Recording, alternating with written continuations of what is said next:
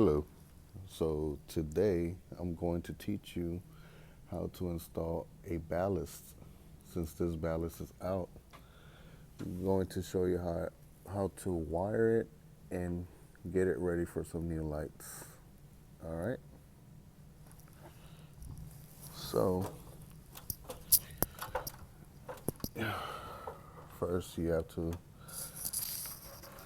unclip each side for this panel to come down. Let's see if I can get this for you. Sometimes they get stuck from being so old.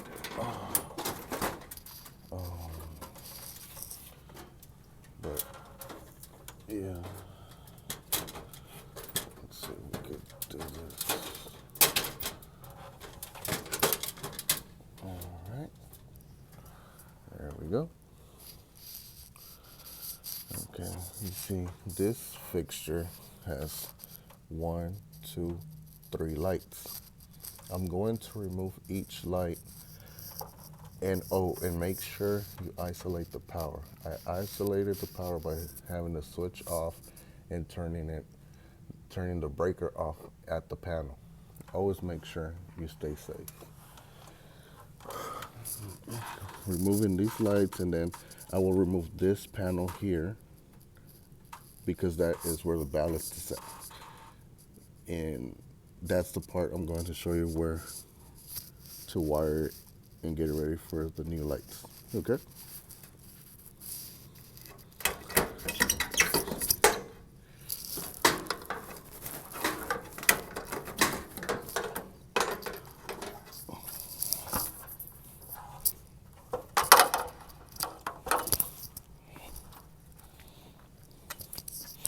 As you can see, I'm putting all my old bulbs here.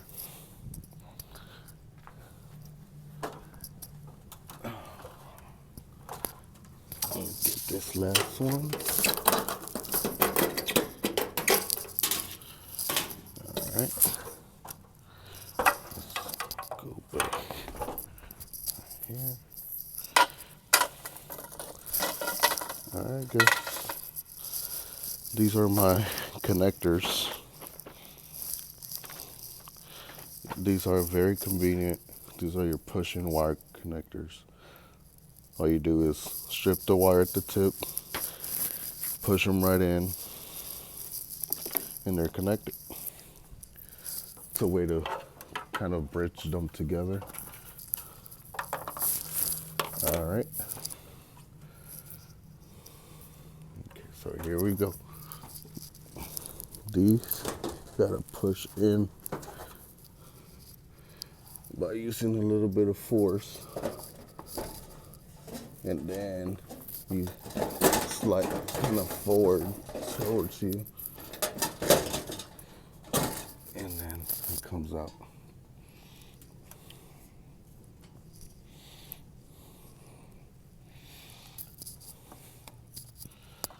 All right.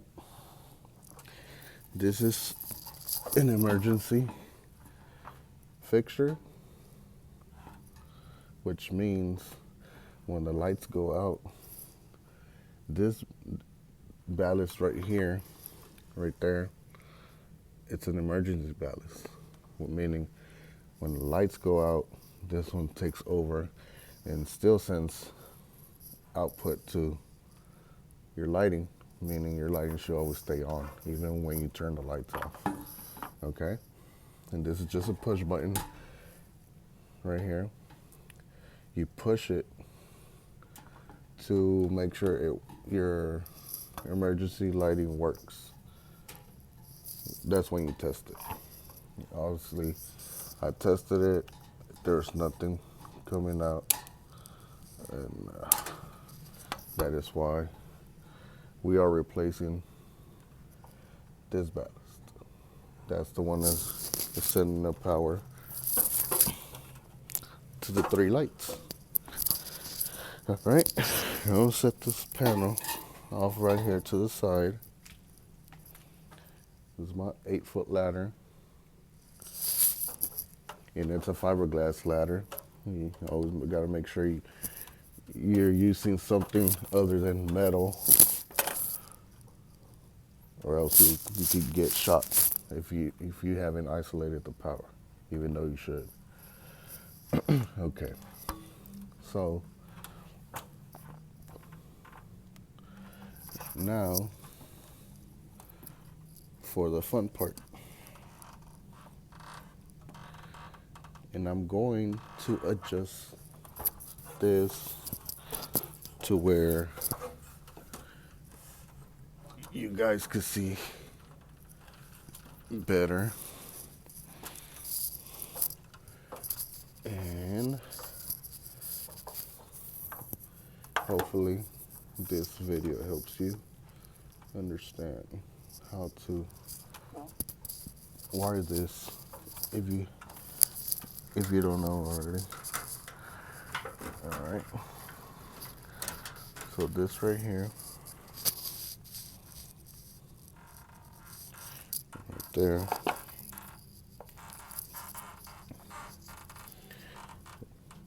this is your power. Your neutral. And the neutral is white. Okay. So I'm going to remove that.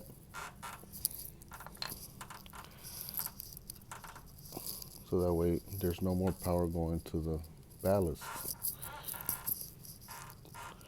And then I'll put this back on there just to be safe. Make sure this wire does not touch anything else while we're doing the new install of the new ballast. All right, then you cap this one off. That way there's no more power going to your ballasts. All right, and here we go. You're gonna remove these caps from the old wiring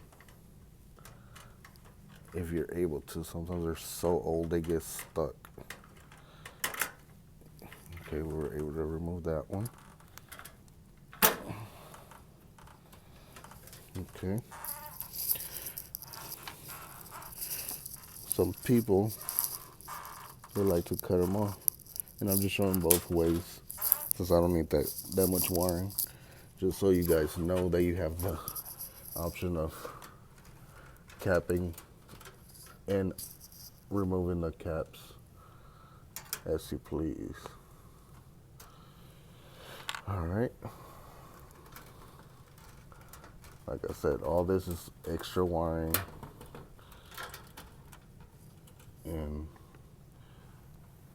I do prefer to cut it since the new ballast does come with its own longer wires, you know.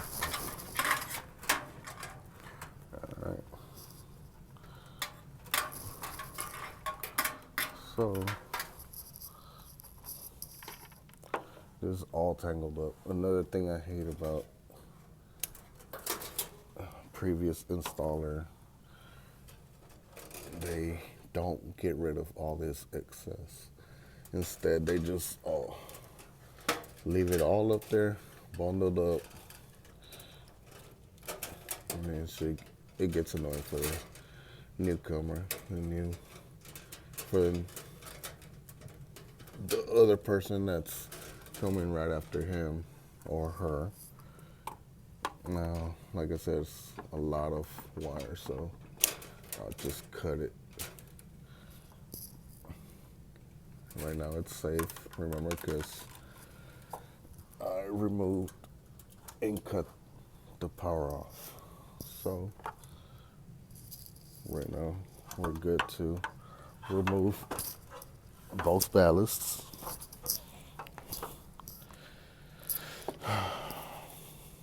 This right here will be my tip. Usually it would be it's called a 1/4 inch.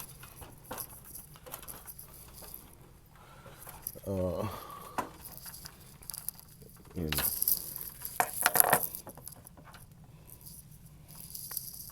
And the screw is right there. That's the screw holding the ballast.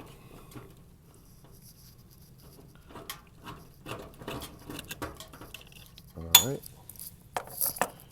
move that. You see these slots right here?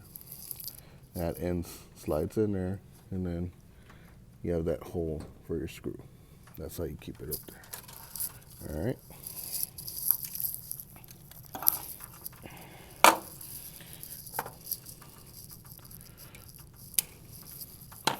All right. One ballast down, another one to go. Here's this one.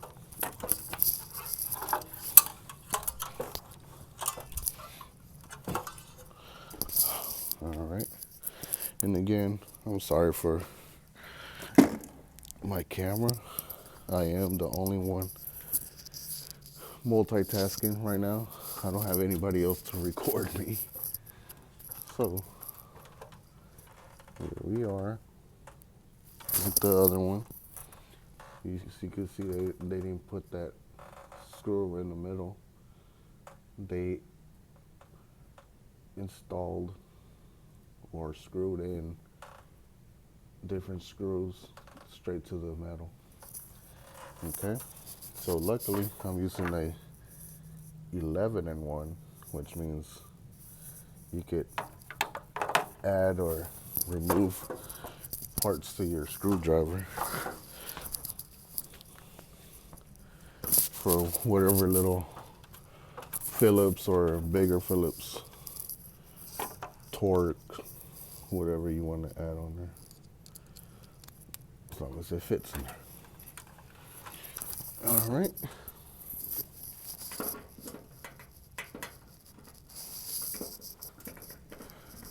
I'm going to remove these two little screws.